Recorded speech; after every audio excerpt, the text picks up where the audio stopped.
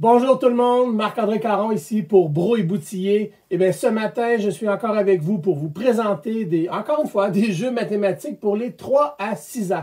On est parti comme ça dans une lancée de jeux mathématiques, qui est une des 3 matières de base, et on vous en présente tout plein.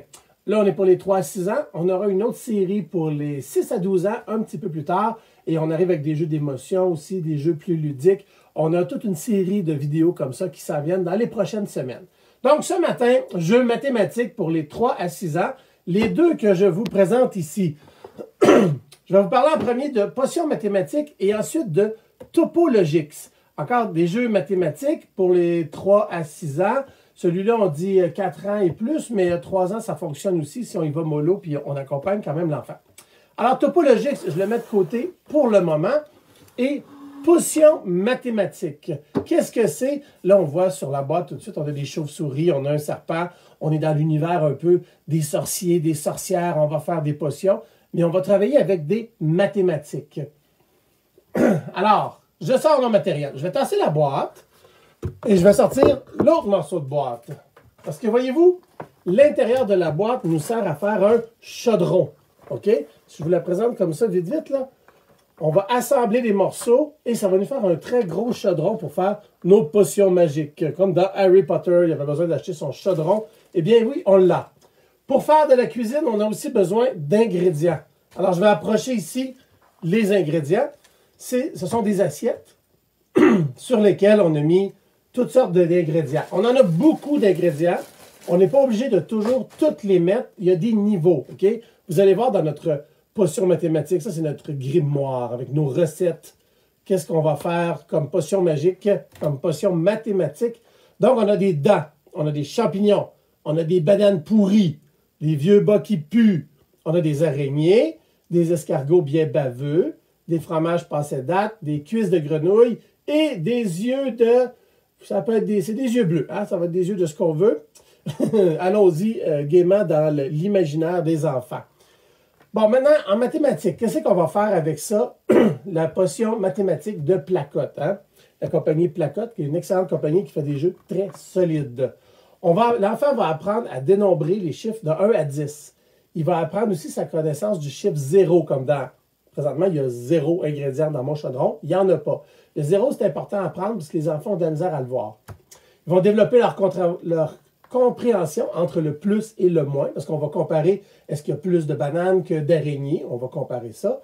On va associer le nombre et la quantité. OK? Ici, dans les instructions, au début, là, je prends le numéro 1, 3 yeux, 2 cuisses de grenouille, un vieux bas qui pue. Mais là, il fait juste les compter. Mais si je m'en vais tout de suite vers la fin, ah! Qu'est-ce qu'on a ici? Bien, on a les nombres, on a les chiffres qui vont aller avec. Alors, 7 yeux. Hein, 7 œils, 7 yeux. On va apprendre le pluriel des mots en même temps. Donc, ici, on va développer ces notions mathématiques-là. Comment ça se joue? Alors, voici un exemple. Premièrement, dans la pile de cartes, et là, on a beaucoup de cartes, ce sont nos potions magiques. Qu'est-ce qu'on va faire avec ça? On va en choisir une. Je vais prendre la première ici. J'ai un petit serpent. Et là, il y a 2 côtés à la carte. On a le côté avec la cuillère. Et il y a l'autre côté où il n'y a pas de cuillère, mais il y a un effet magique. La potion, qu'est-ce qu'elle fait? C'est en arrière de la carte. L'enfant va prendre la carte, côté cuillère, et il va la mettre ici dans le petit support. Je vous le montre à la caméra, là. La boîte est faite pour montrer le support et bien le tenir. Alors, pour que vous le voyez bien, je vais simplement la coucher et la mettre dans la caméra, s'il vous plaît. Mais normalement, pour l'enfant, ça tiendrait bien. Et là, la potion magique qu'on va faire, ben, allons-y tout simplement avec... la deuxième, tiens. Alors, la potion magique, qu'est-ce que c'est? C'est 2 araignées. 1, 2. Donc, je mets une araignée dans mon chaudron. Pouloup! Et pouloup! Un vieux fromage qui pue. Et là, hein, on s'amuse avec les enfants. Là. On peut se pincer le nez. Vieux fromage qui pue. Pouloup! Et 3 escargots bien baveux. 1 escargot, 2 escargots, 3 escargots. Maintenant que j'ai fait ma recette, je vais brasser tout ça dans la chaudron. On peut prendre une cuillère. Et je vais venir placer ma potion, ma carte dedans. Et là, il faut faire une formule magique. Aoum, badoum, manoum, c'est bon pour le bedon. Pouf! Et là, ma potion a fait effet. Comment je fais pour voir qu'est-ce qu'elle a fait? C'est là qu'on retourne la carte. Et l'enfant va devoir observer qu'est-ce qu'elle a fait, la potion. Et là, c'est un jeu d'observation avant-après. Le serpent ici, comment il est le serpent? Bon, ben, je vais vous le dire tout de suite. Le serpent, il est petit et apeuré.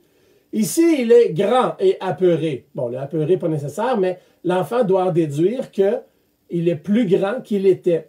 Et quand vous allez prendre d'autres cartes comme ça, il y a plein de transformations.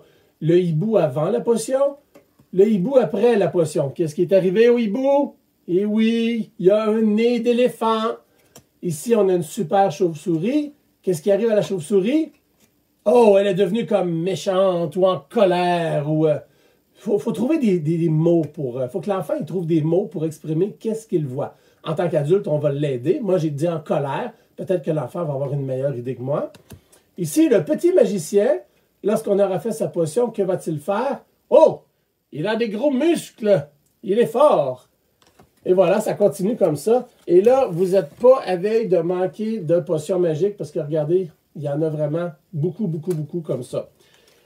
Je vous parlais, là, je vais terminer avec ça ici. On a notre livre de potions magiques. Il y en a beaucoup. Premier niveau, simplement, l'enfant va voir le nombre, il va les compter, puis il va les mettre dans le chaudron.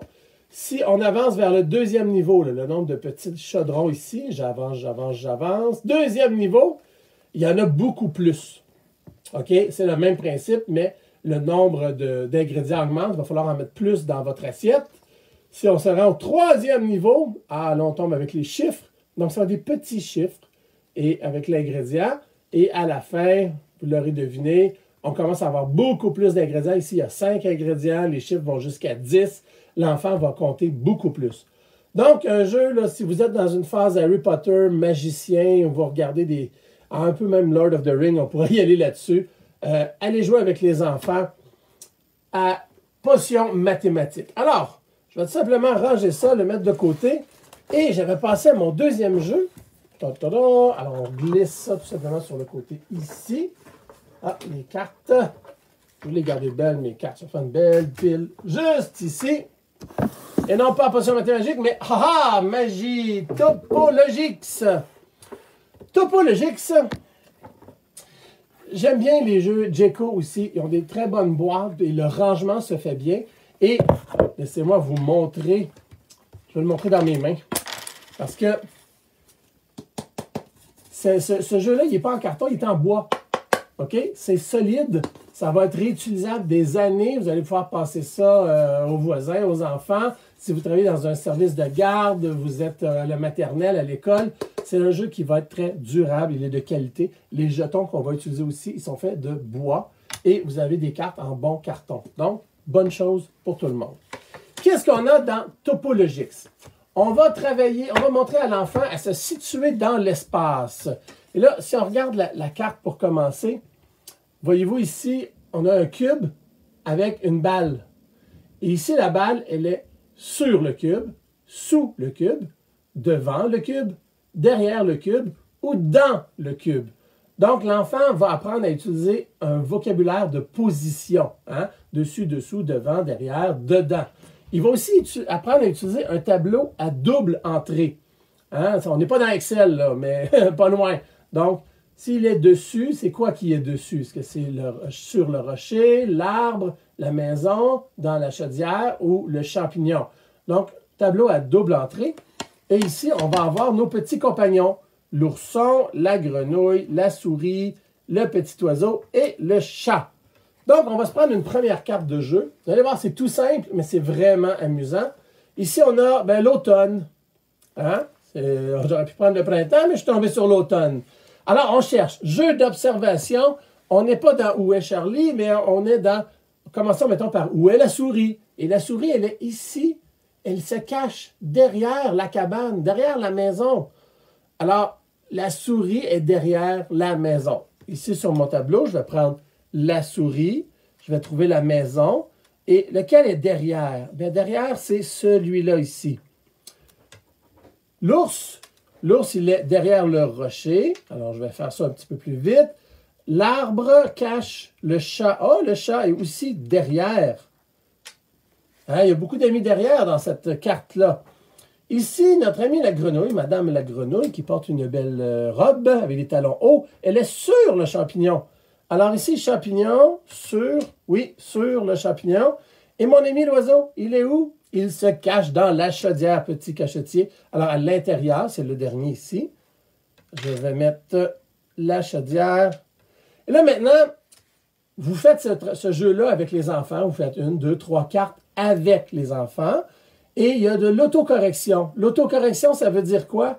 Ça veut dire que quand l'enfant a bien compris le jeu, il est capable d'aller tout seul dans son coin, s'il est dans sa bulle, et jouer lui-même ou jouer avec un ami sans nécessairement la supervision de l'adulte. L'adulte va être là pour commencer, pour lancer le jeu. Et là, je me corrige. Est-ce que je suis bon? Hein? Est-ce que c'est la même chose? Oui! Quand même, hein? J'aurais été gêné de rater ça live sur Internet. Alors là, vous en avez beaucoup de cartes pour vous amuser, beaucoup de thématiques. On va développer du vocabulaire. La maison, le rocher, la chaudière, devant, derrière, tout. On a les saisons, on a des situations. Monsieur, Madame Grenouille. Les enfants vont apprendre vraiment à travailler plusieurs notions de mathématiques, mais tout en s'amusant. Alors, est-ce que j'oublie quelque chose? Où est l'oiseau? Ah oui, on va poser les questions. Où est l'oiseau? Où est le chat? Ça, je ne l'avais pas dit, le symbole. Bon, je pense que j'ai fait le tour. C'est quand même un jeu pour la maternelle, pour commencer la numératie. C'est des jeux de fun. Puis là, moi, mes enfants sont rendus un peu grands pour jouer avec ça, mais je suis content de vous les présenter parce qu'on joue un peu ensemble en le faisant. Je vous rappelle que notre site web est toujours ouvert, bb.ca, et ces jeux sont disponibles présentement. On en a en entrepôt. Si vous passez une commande, on a le service de livraison. Et en commandant quelques jeux comme ça, ben, profitez-en donc pour ramasser du matériel d'art plastique. On sait que de ce temps-là, il y a beaucoup de choses à faire à la maison et tomber dans la création. Et pourquoi pas aller créer vos propres cartes en dessinant Monsieur, Madame Souris, Monsieur l'ours, et en allant les mettre devant, derrière. Vous pouvez créer vos propres cartes aussi avec du matériel de dessin, du matériel d'art, ou en découpant des petits personnages. Hein. On peut toujours en faire un scan, le réimprimer, et venir les placer sur vos propres cartes. Donc, du matériel d'art, c'est toujours bon pour rajouter à vos recettes. Même chose si je reviens sur potion mathématique ici, l'enfant pourrait aussi inventer sa recette en dessinant lui-même ou en écrivant les chiffres lui-même sur ce qu'il a envie de faire comme recette. Hein? Je vais faire une recette où il y aura juste des champignons. Ben, vas-y, mon grand, dessine-moi 10 champignons. Moi, je veux beaucoup d'escargots et d'araignées. Ben, vas-y, ma grande, mets-nous les bébites. Et ensuite, ben, on verra dans les cartes qu'est-ce qui arrive. Les enfants peuvent aussi dessiner leurs cartes avant, après. Là, peut-être pas à 3 ans, mais à 5-6 ans, c'est quelque chose qui est possible de faire avec eux. On les accompagne, puis ça y va. Et bien voilà, je vous ai présenté 2 jeux de mathématiques 3 à 6 ans. Mon nom est Marc-André Caron pour Bro et Boutillier. Merci d'avoir été avec nous encore ce matin et je vous reviens demain. Demain, on sort un petit peu des mathématiques, on s'en va ailleurs. On va faire de la robotique pour les tout-petits. Merci, bonne journée, au revoir.